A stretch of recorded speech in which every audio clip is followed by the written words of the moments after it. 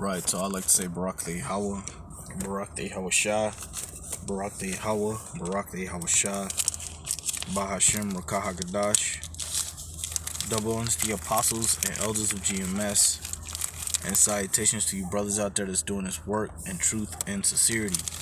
Right, so real quick, Paul's writings does not negate the word of Yahushua. So again, I will repeat that. Paul's writings does not negate the word of Yahushua.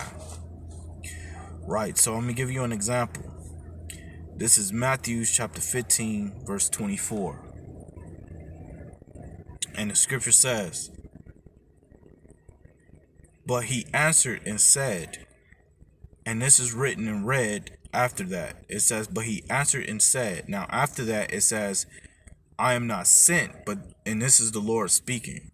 I am not sent. So what do it mean that he said, "I am not sent, but unto the lost sheep of the house of Israel," right? Because Yahushua, who you call Jesus Christ, didn't come to do his own work. He came to do the will of the Father, man. Right? And I'm gonna get this real quick. This is Luke chapter 2, verse 49. And the scripture says, "And he said unto them, How is it that ye sought me? Wins ye not that I must be about my Father's business?" So he was sent to do the Father's business, not his own. Right? So he was sent to do what? Again, Matthew's chapter 15, verse 24.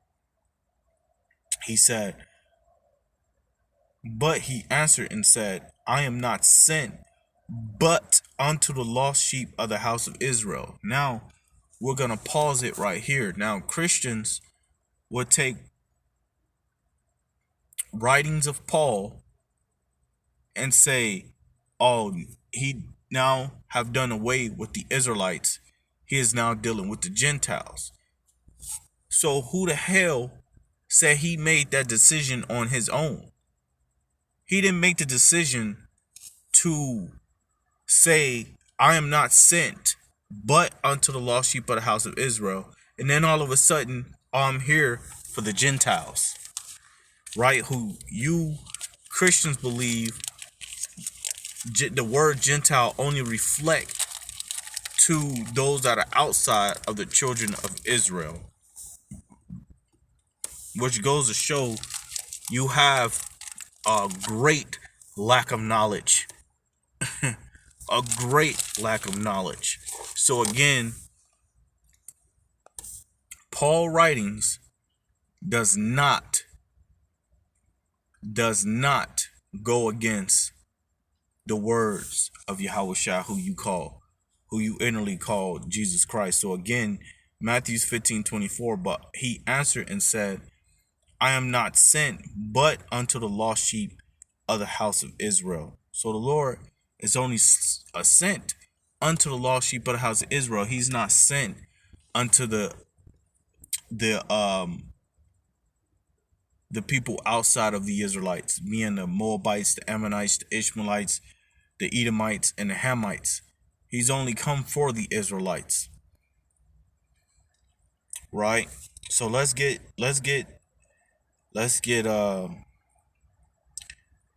this, man. Right? Because again, Paul, the writings of Paul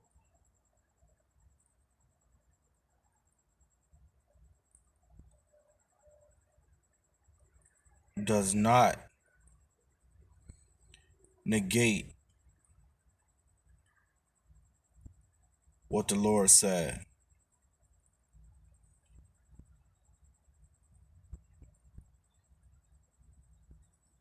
Let's get this. This is Romans 2:9.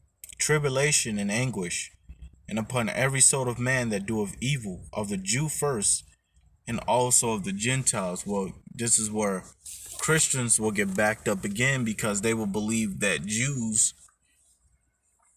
is speaking on the whole nation of Israel. That's not true whatsoever, man, because you had Israelites if you go into history, right? First Kings 17, First King 18, and First Kings the 22nd chapter, and then going to the book of Second Kings. Now you had Israel, Samaria, that was besieged by the Syrian king, right? Salmanazar, when you go into the book of Second Ezra, 13 and 39. Now he took the children of Israel, right, meaning the northern kingdom, out from the land of Israel and Samaria and placed them in Syria. They fled from Syria to a place that they knew of not. Now, if you had the northern kingdom that was out of the land of Israel during that period of time, then who are these people within the land of Israel or the land of Judah or Jerusalem that was called Jews? If the northern kingdom was already taken out from that land, it was obviously the southern kingdom, being Judah, Benjamin, and Levi. And a lot of you Christians completely misunderstand that, man. Like the Jews just represents the whole nation of Israel. Y'all bug. That gets, again, goes to show you a whole lack of understanding. So it says Jews first and also the Gentiles. And then again, this is where they will bug out. Look, see, it says the Gentiles. Well, the Gentiles, well, let's see who Paul was speaking to, right? And you got to get an understanding of that word Gentile too, man. That word Gentile goes back to goy, which means nation of people. That's it. Nation of people, a nation or people. That's it, man. It doesn't tell you that it's specific to a multi-ethnic different people or just these people alone, but it also represents those that are outside of Israel and Israel that have taken the customs of other nations. And we're going to prove that when we go into the book of First Corinthians, the 10th chapter. So again, Paul writings does not negate the word of the Most High, of Yahushua, who you ill call Jesus. He said, I am not sent but unto the lost sheep of the house of Israel. The Most High isn't going to change his mind and tell his son, well, we going for the Gentiles now. There's way too many scriptures. There's too many scriptures that tell you that the Most High looks at the nations as spittle. Isaiah 40 to verse 15 down to 17. Psalms chapter 147 and 19. Right? The Lord ain't dealing with the other nations. The Lord, they're not a part of that salvation that Israel's gonna get. So First Corinthians 10 and 1. Now Corinthians, the Corinthians, they call them the Corinthians. Why? Because they dwelt in the land of Corinth, which was a major city, which one of the first cities within the Greek Empire. Right? So let's see who he was talking to in the land of Corinth. It says, moreover, brethren. So first of all, key word is brethren. I would not that ye should be ignorant. And the word ignorant means not knowing. How that all our fathers were under the cloud and all passed through the sea. Well, remember in the book of Deuteronomy, the scriptures tell you how the Most High putteth the cloud above them by night and by day.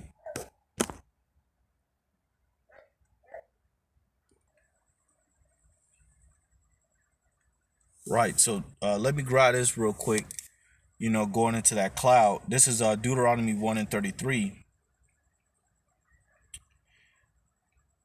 And it says, who went in the way before you to search you out a place to pitch your tents in, and fire by night to show you by what ye should go, and a cloud by day. So that cloud,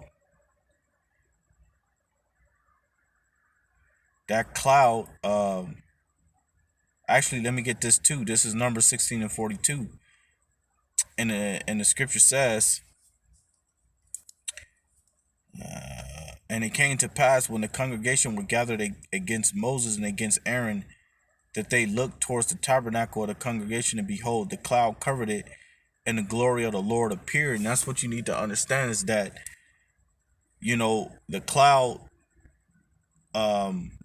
the cloud that was there was the cloud that covered them by day, right? And Christians totally throw that out of the window and tell you that it's a spiritual thing. Well, this is a this is not a spiritual thing, my man. This is literally telling you what it is. It says, "Moreover, brethren, keyword brethren, I would not that ye should be ignorant, not knowing how that all our fathers were under the cloud, and all passed through the sea." Right? So who passed through the sea? The Israelites, man. You really can't get past that. So those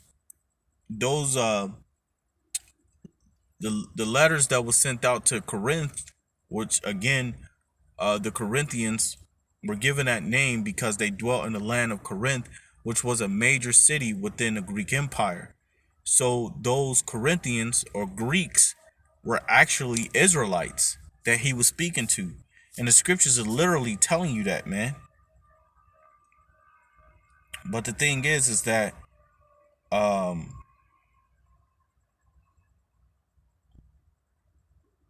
you people don't want to see that at all. So we're gonna get into the sea, man. Let's see here.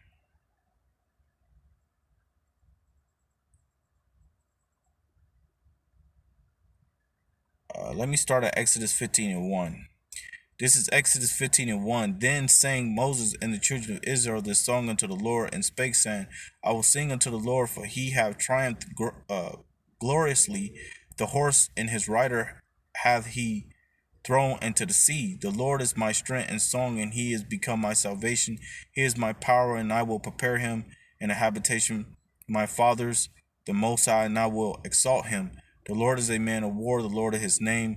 Pharaoh chariots and his hosts have he cast into the sea. His chosen captains also are drowned in the Red Sea. The depths have covered them, they have sunk into the bottom of a stone. Thy right hand, O Lord, is become glorious in power. Thy right hand, O Lord, have dashed in pieces the enemies, and in the greatness of thine excellency thou hast overthrown them that rose up against thee. Thou sendest forth thy wrath, which consumed them as stubble. And with the blast of thy nostrils, the waters were gathered together, the floods, and stood upright as in heap, and the depths were congealed in the heart of the sea. The enemy said, I will pursue, I will overtake, I will divide the spoil. My lust shall be satisfied upon them. I will draw my sword, and my hand shall destroy them.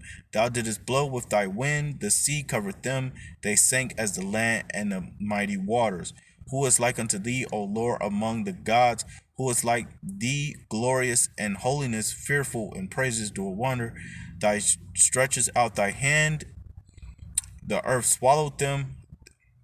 Thou and thy mercies have led forth the people. Thou hast redeemed, thou hast guided them in thy strength unto thy holy inhabitation. The people shall hear and be afraid. Sorrow shall take hold on the inhabitants of the Palestina. Then the dukes of Edom shall be amazed. The mighty men of Moab tremble, shall take hold upon them. All the inhabitants of Canaan shall melt away. Fear and dread shall fall upon them by the greatness of thine army. They shall be as still as stone till thy power pass over, O Lord, to the people pass over which thou hast purchased. So there you go, man.